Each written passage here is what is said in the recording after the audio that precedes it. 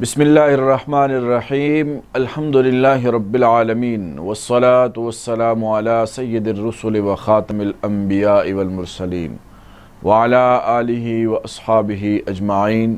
اما بعد فاعوذ باللہ من الشیطان الرجیم بسم اللہ الرحمن الرحیم یا ایہا الذین آمنوا کتب علیکم الصیام کما کتب علی الذین من قبلکم لعلکم تتقون صدق اللہ العظیم۔ قابل قدر سامعین محترم، اللہ رب العزت نے قرآن مقدس میں ارشاد فرمایا، اے ایمان والو، تمہارے اوپر روزے فرض کیے گئے جیسا کہ تم سے پہلی امتوں پر فرض کیے گئے تھے، تاکہ تم پرہیزگار بن جاؤ، تاکہ تمہارے اندر تقوی آ جائے۔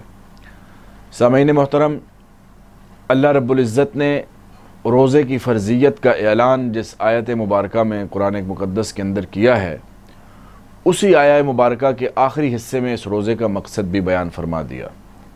کہ لعلکم تتقون، تاکہ تمہارے اندر تقوی آ جائے۔ تقوی کیا چیز ہے؟ اگر اس کی مختصر الفاظ میں اس کی تعریف کی جائے تو تقوی کا مفہوم یہ ہے کہ برائی کے کام، جن چیزوں کو اللہ رب العزت نے جن چیزوں سے منع فرما رکھا ہے ان کو چھوڑنا، اور جن کاموں کا اللہ رب العزت نے حکم دے رکھا ہے ان کو سر انجام دینا، یہ تقوی ہے۔ سامعین محترم، یہ بات اس وجہ سے اہم ہے کہ انسان کو روزے کے مقصد کا علم ہونا بہت ضروری ہے کہ جب ایک آدمی کوئی کام کر رہا ہوتا ہے اور اس کا مقصد اور اس کا ہدف اس کے سامنے ہوتا ہے کہ اس کے نتیجے میں کہاں تک پہنچوں گا یا مجھے کیا کچھ ملے گا،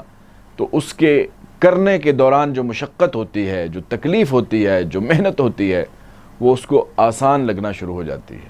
اور اس مشقت کی وجہ سے، اس محنت کی وجہ سے، اس تکلیف اور آزمائش کی وجہ سے وہ گھبراتا نہیں ہے، بلکہ اس کی نظر اس ہدف پر ہوتی ہے، اس آبجیکٹو پر ہوتی ہے اور اس مقصد پر ہوتی ہے۔ اسی طرح سے اگر روزے کا مقصد انسان کے علم میں ہو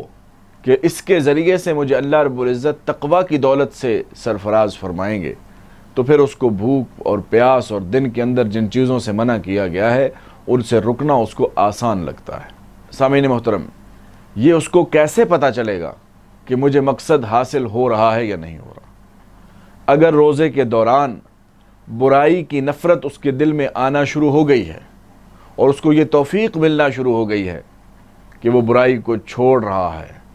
اور اچھے کام جن کا اللہ رب العزت اور اللہ کے پیارے حبیب صلی اللہ علیہ وسلم نے حکم دے رکھا ہے ان کو کرنے کی توفیق مل رہی ہے، تو اس کا مطلب یہ ہے کہ اس کو روزے کا مقصد حاصل ہو رہا ہے۔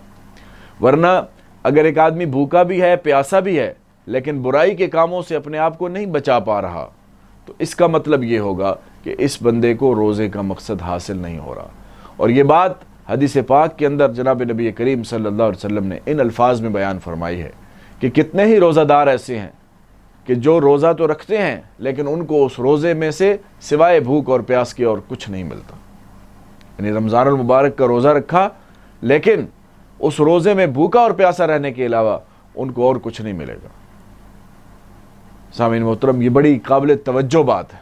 اگر ایک آدمی کو روزہ رکھ کے اس کا مقصد اس کے سامنے نہیں ہے تو وہ روزے کی مشقت بھی برداشت کر رہا ہے، روزے کی تکلیف بھی برداشت کر رہا ہے، لیکن اس کو اخروی اعتبار سے کوئی فائدہ حاصل نہیں ہو رہا۔ اسی طریقے سے حدیث پاک کے اندر آتا ہے کہ من لم یدع قول الزور والعمل به فلیس للہ حاجۃ ان یدع طعامہ وشرابہ، کہ جو آدمی جھوٹ کو نہیں چھوڑتا اور جھوٹ پر عمل کرنے کو نہیں چھوڑتا تو اللہ رب العزت کو اس کے بھوکا رہنے اور پیاسا رہنے کی کوئی ضرورت نہیں۔ تو بنیادی بات یہ ہے کہ روزے کا مقصد اگر ہمارے سامنے ہو تو ہم اس روزے کے دوران آنے والی تکلیف اور مشقت کو بڑی آسانی اور سہولت کے ساتھ برداشت کریں گے۔ اور یہ کیسے پتہ چلے گا کہ مجھے مقصد حاصل ہو رہا ہے کہ نہیں ہو رہا؟ تو اس کے لیے بڑا آسان سا پیرامیٹر اور پیمانہ ہے کہ انسان دیکھے کہ روزے کی حالت میں اور روزے کی وجہ سے میرے اندر جو تبدیلی آ رہی ہے اس اعتبار سے کہ میں برائی سے نفرت کرنے لگا ہوں یا نہیں، برائی کو چھوڑنے کی استعداد میرے اندر پیدا ہو رہی ہے یا نہیں، اور اللہ رب العزت کے جو احکام ہیں ان کو پورا کرنے میں مجھے لذت محسوس ہو رہی ہے یا نہیں۔ اگر یہ چیز مل رہی ہے تو اس کا مطلب ہے اس کو تقوی بھی مل رہا ہے، اس کے اندر پرہیزگاری بھی آ رہی ہے، اور اس کو روزے کا مقصد بھی مل رہا ہے۔ سامعین محترم، اس روزے کی فوائد کی اگر ہم بات کرتے ہیں تو اس میں سب سے بڑا فائدہ اور سب سے بڑی فضیلت اگر ہم دیکھیں تو وہ حدیث پاک کے اندر آتا ہے، حضور نے فرمایا کہ جس آدمی نے رمضان کا روزہ رکھا ایمان کی حالت میں اور ثواب کی نیت سے، تو اس کے سابقہ سارے گناہ معاف کر دیے جائیں گے۔ اسی روزے کا ایک اور سب سے بڑا فائدہ یہ ہے کہ قرآن کریم کے اندر اللہ رب العزت نے ایک تو حکم دیا ہے کہ تمہارے اوپر فرض کیے گئے ہیں روزے، ان کو پورا کرنے کا ثواب اس کو مل رہا ہے۔ دوسرے نمبر پر حدیث پاک کے اندر جناب نبی کریم صلی اللہ علیہ وسلم نے اسلام کے جو بنیادی 5 اراکین بیان فرمائے ہیں، ان میں سے ایک اہم رکن روزہ ہے، اس کو پورا کرنے کی اس کو سعادت مل رہی ہے۔